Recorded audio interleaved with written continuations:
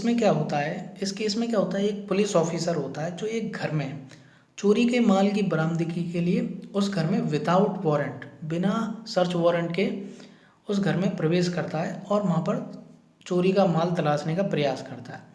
लेकिन जो व्यक्ति होता है वो अपने राइट टू प्राइवेट डिफेंस का यूज़ करना चाहता है, जो कि उसे नहीं होता है। वो अपने राइट टू प्राइवेट डिफेंस का यूज़ करना चाहता है। तो इस केस में यही सवाल उठा, कोर्ट के सामने यही सवाल उठा कि व्यक्ति को यहाँ पर राइट टू प्राइवेट डिफेंस है या नहीं है, क्योंकि पुलिस वाले के पास सर्च वारंट नहीं था। तो कोर्ट ने ये हेल्ड किया कि जो पुलिस ऑफिसर था वो सद्भावपूर्वक कार्य कर रहा था, वो कोई दुश्मनी, कोई ईर्ष्या से कार्य नहीं कर रहा था। उसका जो उद्देश्य था चोरी का माल प्राप्त करना था। तो यहाँ पर वो बता भी रहा था कि मैं चोरी का माल प्राप्त करना चाह रहा हूँ। तो यहाँ पर दूसरे व्यक्ति को राइट टू प्राइवेट डिफेंस का यूज़ करने की ज़रूरत नहीं थी। तो इसलिए यहाँ पर व्यक्ति को राइट टू प्राइवेट डिफेंस का राइट नहीं था। Hi guys, you are most welcome to our YouTube channel. दोस्तों, इस वीडियो में हम देखने जा रहे हैं आईपीसी का section 99, acts against which there is no right of private defence, कार्य जिनके विरुद्ध प्राइवेट प्रतिरक्षा का कोई अधिकार नहीं है। तो दोस्तों, इस सेक्शन में 3 खंड दिए गए हैं। इन 3 खंडों में ये बताया गया है कि व्यक्ति को कब राइट ऑफ प्राइवेट डिफेंस नहीं है। When a person has not right to private defense। सो ये इन तीनों खंडों को हम बारी बारी पढ़ेंगे।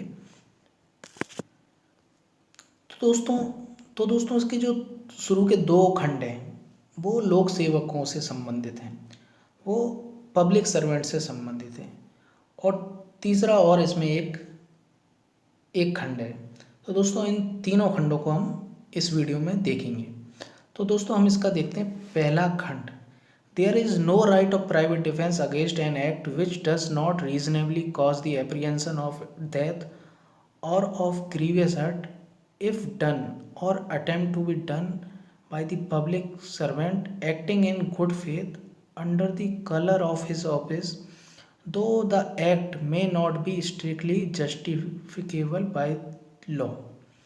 जो इसका पहला खंड है वो कहता है, यदि किसी लोक सेवक पब्लिक सर्वेंट के द्वारा कार्य किया जा रहा हो या किसी कार्य किए जाने का अटेम्प्ट किया जा रहा हो और ये कार्य लोक सेवक सद्भावपूर्वक कर रहा हो और लोक सेवक द्वारा ये कार्य अपने पदभास के अंतर्गत किया गया है, जब वो अपनी ड्यूटी पर था, उसे ड्यूटी के अंतर्गत उसे कोई अपना कार्य दिया गया था, अपने पदीय कर्तव्यों के अधीन उसे कोई कार्य दिया गया था, तब वो ऐसा कार्य कर रहा था, तो ऐसा होना चाहिए। और इसमें और जो लोक सेवक है उसका कार्य ऐसा है कि दूसरे व्यक्ति को जिसके विरुद्ध ऐसा कार्य किया जा रहा है उसे ऐसा नहीं लगता है कि ऐसे लोक सेवक के कार्य से मेरी डेथ हो सकती है, मुझे घोर उपत्ति हो सकती है, उसे ऐसी आशंका नहीं है, तो वो राइट टू प्राइवेट डिफेंस का यूज़ नहीं कर सकता है। भले ही जो लोक सेवक है उसका कार्य न्याय संगत ना हो, भले ही उसके पास सर्च वारंट ना हो और उसे कोई ज़रूरी काम है कि वो आपके घर में सर्च करे, तो आप यहाँ पर राइट टू प्राइवेट डिफेंस का यूज़ नहीं कर सकते। तो ये बताया गया है इसके खंड फर्स्ट में।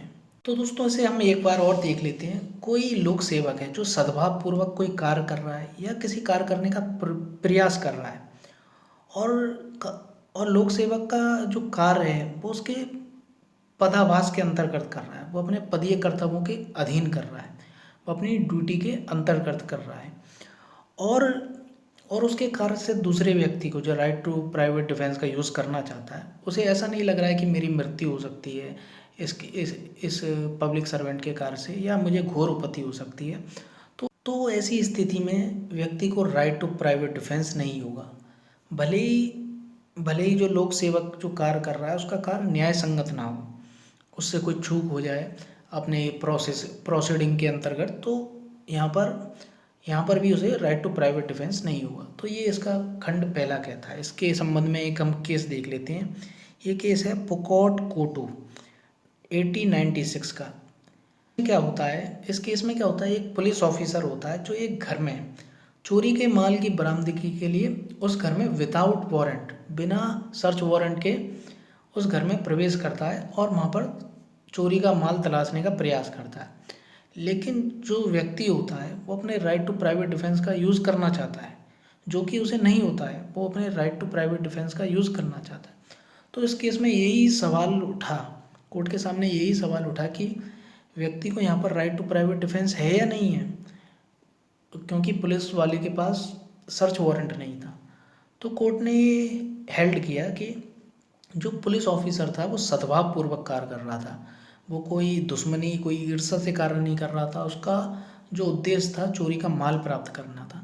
तो यहाँ पर वो बता भी रहा था कि मैं चोरी का माल प्राप्त करना चाह रहा हूँ। तो यहाँ पर दूसरे व्यक्ति को राइट टू प्राइवेट डिफेंस का यूज़ करने की ज़रूरत नहीं थी। तो इसलिए यहाँ पर व्यक्ति को राइट टू प्राइवेट डिफेंस का राइट नहीं था।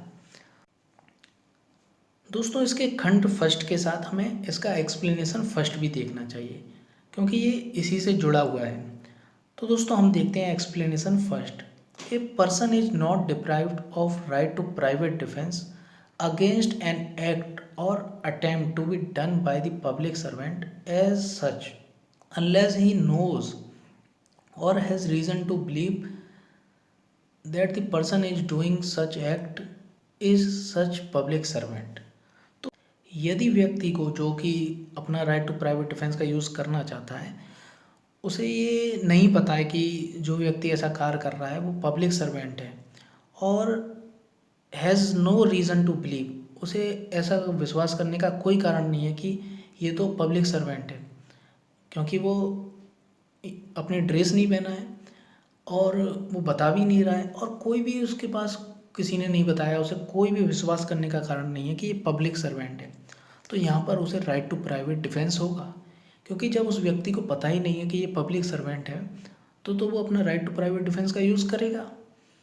वो तो यही समझ रहा है कि कोई अन्य व्यक्ति है, पब्लिक सर्वेंट नहीं है। तो यहाँ पर उसे राइट टू प्राइवेट डिफेंस का राइट होगा। तो दोस्तों ये था इसका खंड फर्स्ट। अब हम देखते हैं इसका खंड सेकंड। तो सेकंड खंड कहता है there is no right to private defence against an act which does not reasonably cause the apprehension of death or grievous hurt if done or attempted to be done by the direction of a public servant acting in good faith under the color of his office, though that the direction may not be strictly justified by law। तो दोस्तों इसका जो second खंड है वो भी लगभग पहले वाले खंड के समान ही है, लेकिन इसमें कौन व्यक्ति कार्य कर रहा है? इसमें वो व्यक्ति कार्य कर रहा है जो लोक सेवक द्वारा निर्देशित किया गया है, डायरेक्ट किया गया है। तो लोक सेवक के निर्देश से किसी व्यक्ति द्वारा किए गए कार्य के विरुद्ध प्राइवेट प्रतिरक्षा का अधिकार नहीं है। और कब प्राइवेट प्रतिरक्षा का अधिकार है वो इसके खंड सेकंड में बताया गया। तो अब देख लेते हैं इसके एसेंशियल एलिमेंट। तो इसके जो एसेंशियल एलिमेंट हैं तो खंड फर्स्ट और खंड सेकंड लगभग एक जैसे ही हैं। जो इसमें अंतर है वो केवल इतना है कि इसमें जो व्यक्ति कार्य कर रहा होता है वो under the direction of public servant कार्य कर रहा होता है, वो लोक सेवक के निर्देशों के अनुसार कार्य कर रहा होता है। तो जो कार्य लोक सेवक के निर्देश से किया जा रहा हो या किए जाने का प्रयत्न किया जा रहा हो, मतलब कि जो व्यक्ति कार्य कर रहा है वो under the direction of public servant कार्य कर रहा है, वो लोक सेवक के निर्देश के अनुसार कार्य कर रहा है। उसे लोक सेवक ने बोला है कि ऐसा कार्य करूं।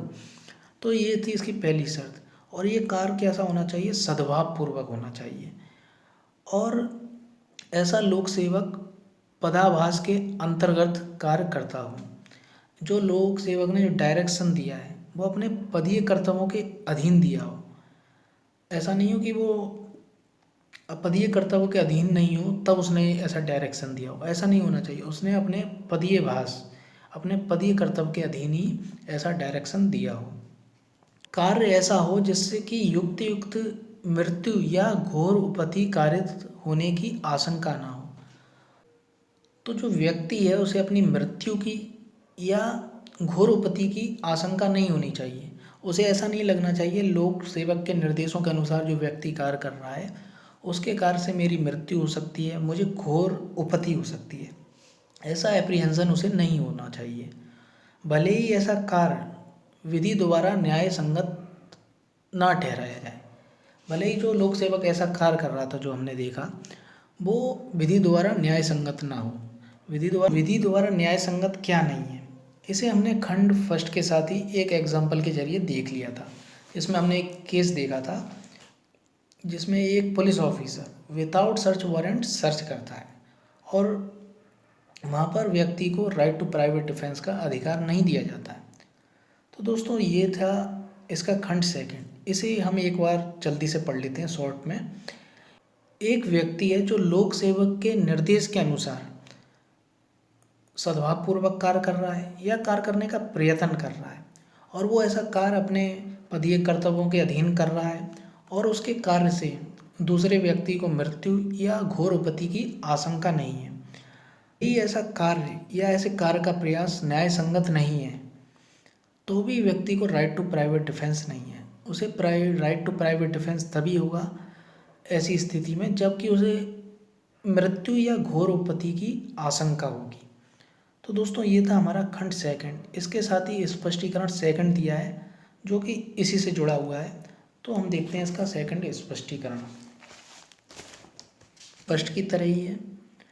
तो दोस्तों इसमें क्या है, जो व्यक्ति राइट टू प्राइवेट डिफेंस का यूज़ करना चाहता है यदि वो ये नहीं जानता है और उसे ऐसा विश्वास करने का कारण नहीं है कि जो व्यक्ति ऐसा कार्य कर रहा है वो under the direction of public servant काम कर रहा है, वो ऐसा लोक सेवक के निर्देश के अनुसार कार्य कर रहा है या ऐसा पब्लिक सर्वेंट लोग होता है कि वो under the direction of public servant कार्य कर रहा है या उसके पास लिखित प्राधिकार है, उसके पास कोई लिखित डॉक्यूमेंट है, उसे नहीं बताता है, उसे नहीं दिखाता है जिससे ये पता चल सके कि वो लोक सेवक के निर्देश के अनुसार कार्य कर रहा है। तो यहाँ पर व्यक्ति को प्राइवेट प्रतिरक्षा के अधिकार से वंचित नहीं किया जाएगा, उसे राइट टू प्राइवेट डिफेंस का पूरा अधिकार है। तो दोस्तों देख लेते हैं इसका खंड third. There is no right of private defence in cases in which there is time to have recourse to the protection of the public authority। तो ऐसी स्थिति में व्यक्ति को राइट टू प्राइवेट डिफेंस नहीं होगा। इसका खंड 3 ये कहता है कि ऐसी स्थिति में व्यक्ति को राइट टू प्राइवेट डिफेंस नहीं होगा जबकि उसके पास ऐसा समय है, उसके पास ऐसा युक्त समय है कि वो किसी पुलिस ऑफिसर की मदद ले ले, किसी प्राधिकार की मदद ले ले। तो यदि उसके पास ऐसा समय है तो वो उसे राइट टू प्राइवेट डिफेंस का अधिकार नहीं होगा। इसके संबंध में एक केस भी दिया गया है। यह नहीं कहती है कि वह व्यक्ति जिसकी संपत्ति पर अत्याचारियों द्वारा बलपूर्वक कब्जा करने का प्रयत्न किया जा रहा है वह भागकर प्राधिकारियों से सुरक्षा मांगे। प्राइवेट प्रतिरक्षा का अधिकार एक सामाजिक उद्देश्य को पूरा करता है। तो दोस्तों जो उसके खंड में ये बताया गया कि खंड 3 में ये बताया गया कि व्यक्ति को यदि प्राधिकारियों से इतना समय है कि वो प्राधिकारियों से मदद ले सके तो उसे राइट टू प्राइवेट डिफेंस का यूज़ नहीं करना चाहिए। लेकिन इसे और ज़्यादा क्लियर इन केसों में किया गया।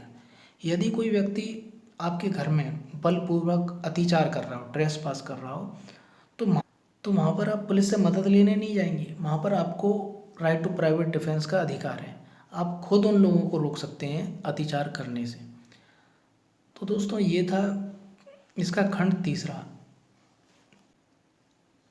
तो अब देखते हैं हम कि इस अधिकार का विस्तार कितना है।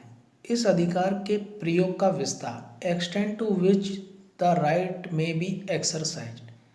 तो इस राइट टू प्राइवेट डिफेंस का जो अधिकार है उसका विस्तार कितना हो सकता है, ये कहाँ तक यूज़ किया जा सकता है, किस मात्रा तक यूज़ किया जा सकता है। The right of the private defence is no case extend to the inflicting of more harm than it is necessary to inflict for the purpose of the defence. तो दोस्तों व्यक्ति को प्राइवेट प्रतिरक्षा के अधिकार में केवल उतने ही बल का प्रयोग करना चाहिए जितनी की आवश्यकता है, जितनी की उसे प्रतिरक्षा में आवश्यकता है, उससे ज़्यादा प्रयोग नहीं करना चाहिए। यदि व्यक्ति आपके घूंसा मारता है या घूंसा मारने का प्रयास करता है तो आपको केवल उसे घूंसा रोकने तक ही शक्ति का प्रयोग करना चाहिए, ये नहीं कि आप उसके 10 घूंसे और मार दें, ऐसा नहीं करना है। तो राइट टू प्राइवेट डिफेंस है, ये किसी से टू प्राइवेट डिफेंस है, वो किसी व्यक्ति से ईर्ष्या करने का या उससे बदला लेने का या उस व्यक्ति को दंडित करने का, पनिशमेंट देने का साधन नहीं है। ये व्यक्ति को अपनी ऐसी समय में सुरक्षा प्रदान करता है जबकि राज्य आपकी सुरक्षा प्रदान नहीं कर सकती है। जब राज्य आपको सुरक्षा नहीं दे सकती है, ऐसी स्थिति में आपको ये राइट देता है। तो दोस्तों, ये किसी को पनिश करने का राइट नहीं है। तो दोस्तों, हम आशा करते हैं आपके ये सेक्शन 99 बहुत अच्छी तरह समझ में आया होगा। तो thank you very much, please subscribe our channel and be continue with us. Thank you very much.